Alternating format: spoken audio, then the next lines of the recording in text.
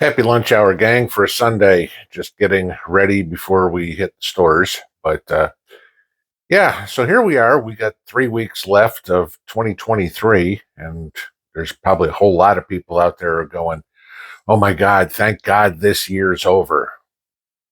Yeah, that might be a little optimistic because anybody that thinks 2024 is going to be any better is smoking more crack than Hunter.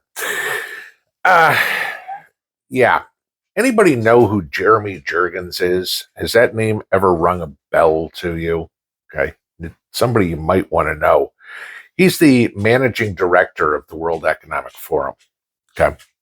And last January, in their annual meeting of the global oligarchs, he made a comment that a major cyber attack worldwide was going to happen before 2025.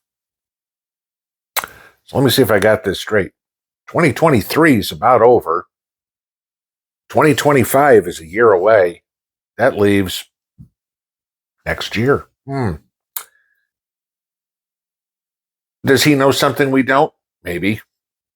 Is he Nostradamus? No. Okay. Could they have something to do with it? There's the question. Okay.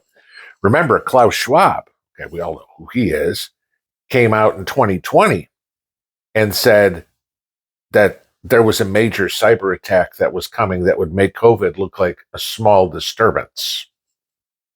Just giving you that. Okay. Now, let's think about how SHTF starts. You know, we've heard people say World War III, full-blown thermonuclear war. Yeah, that doesn't solve anybody's problem. That's mutually assured destruction. Okay, so if we want to just destroy the planet, okay, the hell with your carbon credits, nuclear radiation might do that real fast. The hell with global warming. That would be like global cooking, global microwave cooking. There you go.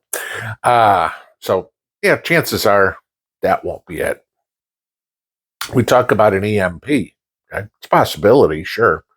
Would China want to do something like that? Sure. Could we respond? Yeah. Does it have the same effect as thermonuclear war? No.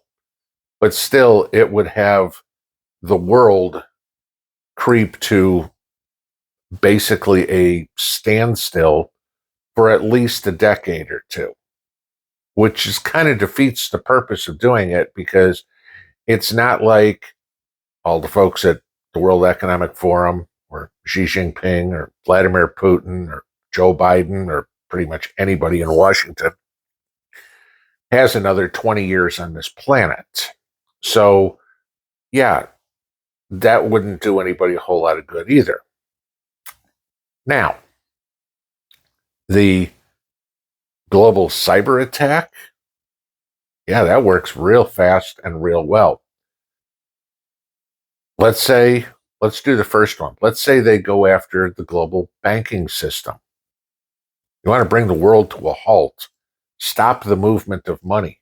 Stop it for a day and see how much chaos ensues. Okay. When companies can't buy goods, when you can't go to the store, buy anything, when banks aren't open. I mean, I'm not talking about closed for Columbus Day. Okay. I'm talking about done. You can't access your money. You can't use your credit card. You can't go to the ATM machine. Nobody's going to take a check because they can't cash it. Okay. That would cause a whole lot of turmoil. Now let's talk about the second one they can do. What if they wiped out the communication system? Well, that would do the same, because again, wiping out the communication system is just like wiping out the banking system. The credit card machines don't work because they got to communicate to make sure you got money in the bank, whatever it would be. Stores can't order anything because, how are you going to do it? You're going to send a carrier pigeon? Okay, Pony Express? No, you get online, you go, I want to order 2,000 widgets to be delivered next week. Doesn't get there. Want to make a phone call? Well, phones don't work. So kill communication, and what happens? You've gone from a worldwide economy to maybe one that's within a mile of your house. Okay. That's it. Kill communications, you kill the financial system, you kill the economics completely. Oh, what else would that do? Well, that would kill all the media. Okay. So nobody would know what's going on. You know, there wouldn't be a CNN, an MSNBC, a Fox, or whatever to lie to you. I mean, tell you the news. There wouldn't be a YouTube for the few of us that actually tell you the truth to communicate whatsoever. I mean, that's it. You wake up in the morning, sorry, no pinball video. Okay. Not there. No communications, no internet, no way to do anything. God, can you imagine the millennials if they wake up in the morning and they can't look at their phone before they get out of bed?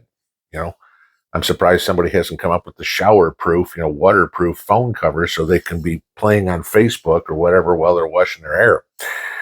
Imagine the chaos that would ensue when we have two generations of people that their entire life has just been shut off. Okay. So yeah, you look at that. But let's take it one step further. Let's say we just have a cyber attack on the grid. We all know pretty much around the world how fragile our electric grid is. Well, let's think about what happened. You take out the grid, you've succeeded in taking out communications because the internet runs on electricity. Your phone runs on electricity. You charge the thing, right? Credit card machines, ATMs, et cetera, all need electricity. The banks, well, they got all their computers and everything. They need electricity. The stores, they need electricity.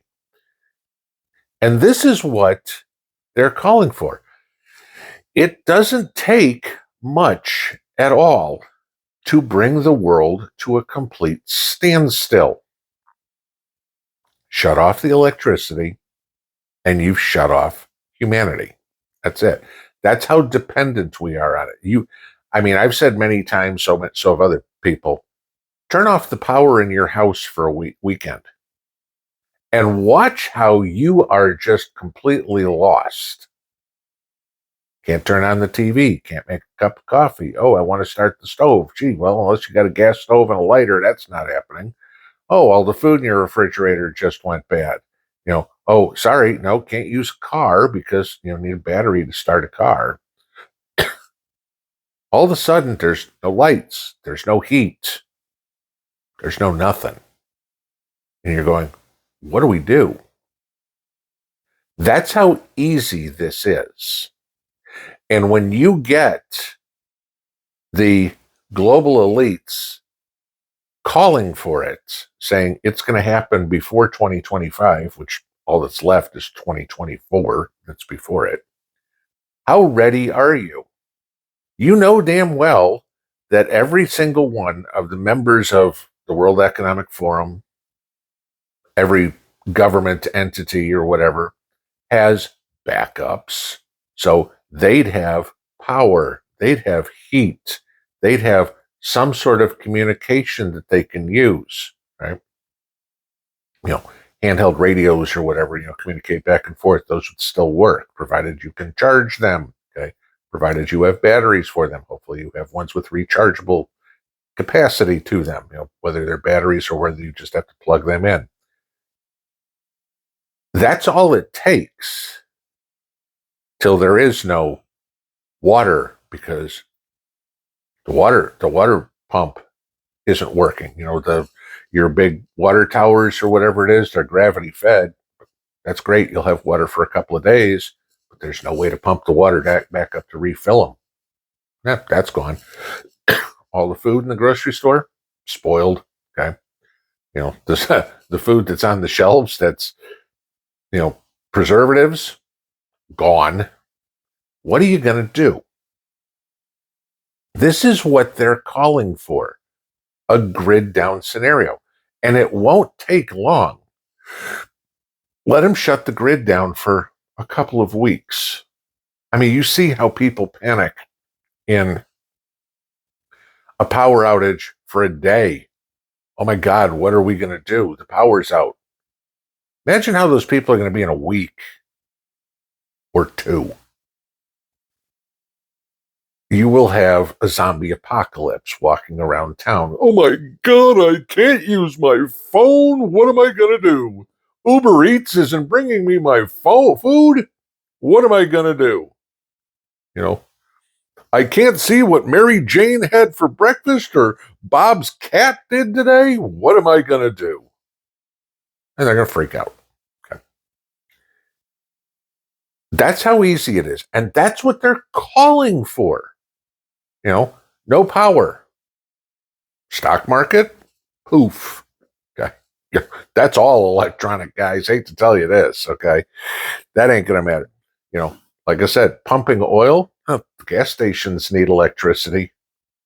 Oh, so do the refineries. So do the offshore rigs. There's no electricity. There's no nothing. How ready are you for that? Because guaranteed that the bunkers that are being built, being stockpiled for the Washington elite, the London elite, the Berlin elite, wherever, the Paris elite, they're all ready. And they're just going to sit down in their little cave, in their little bunker, and wait for the chaos up top to subside. And then they're going to go, okay, turn the power back on. Now we have control over everybody, because those that were rabble rousers, we got rid of them. Our job, yours and mine, is to be at the door to their bunker when they walk out, thinking they're all smug, that they're all that in a bag of chips, and go, hi, you forgot about me, and watch them freak. Pinball out.